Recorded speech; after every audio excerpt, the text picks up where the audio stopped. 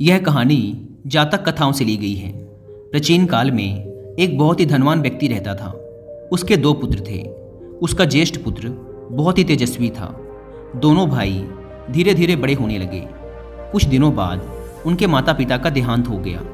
माता पिता के मरते ही दोनों भाइयों में वैराग्य उत्पन्न हो गया। दोनों भाइयों ने घर गृहस्थी का परित्याग कर दिया और ऋषि प्रवज्या के अनुसार प्रशिक्षित होकर गंगा तट पर पर्णकुटी बनाकर रहने लगे। दोनों की कुटिया अलग अलग थी। बड़े भाई की कुटिया गंगा के ऊपर की तरफ तथा छोटे भाई की गंगा के नीचे की तरफ। दोनों की कुटिया के बीच काफी फासला था। उन्हीं दिनों गंगा में मणिकंठ नाम का नागों का एक राजा रहता था। वह अपने भवन से निकलकर ब्रह्मचारी का रूप बनाकर आसपास के क्षेत्रों में घूमा करता था। वह रोज निकलता और घूम फिर कर वापस अपने महल में लौट जाता। एक दिन वह छोटे तपस्वी की कुटिया पर आया और उन्हें प्रणाम किया।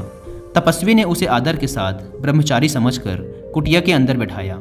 दोनों ने एक दूसरे का हालचाल पूछा, आपस में वार्तालाप की और कुछ देर बाद नागराज विदा लेकर वहां से चला गया। दूसरे दिन वह फिर आया, थोड़ी देर वार्तालाप किया और फिर चला गया। इस प्रकार दोनों में प्रगाढ़ता बढ़ती गई और वह रोज रोज उसके पास आने लगा। अब दोनों एक दूसरे के अच्छे मित्र बन चुके थे। इसलिए अब नागराज जाते समय निर्भयता पूर्वक अपने फन निकालकर उससे लिपट जाता।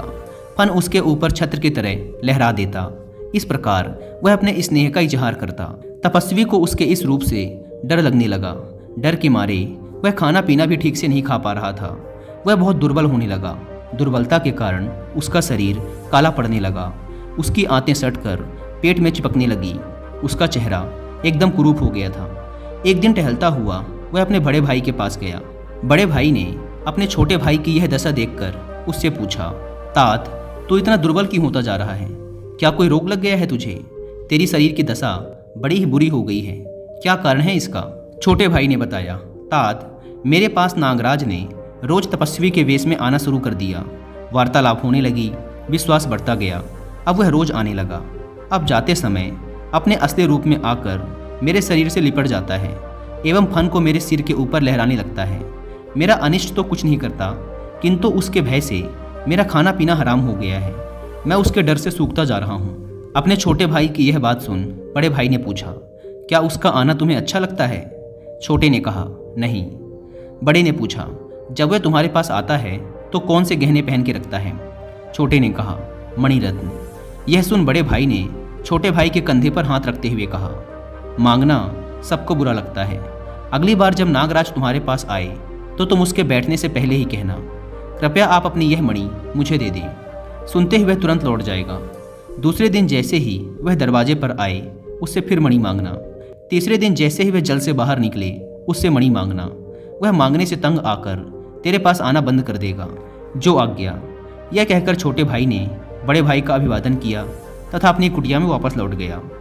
अगले दिन जैसे ही नागराज उसके पास आया, तपस्वी ने कहा, तात, पहले आप अपना मणिरत्न मुझे दे दें। यह सुनते ही नागराज वापस लौट गया, कुटिया में बैठा ही नहीं।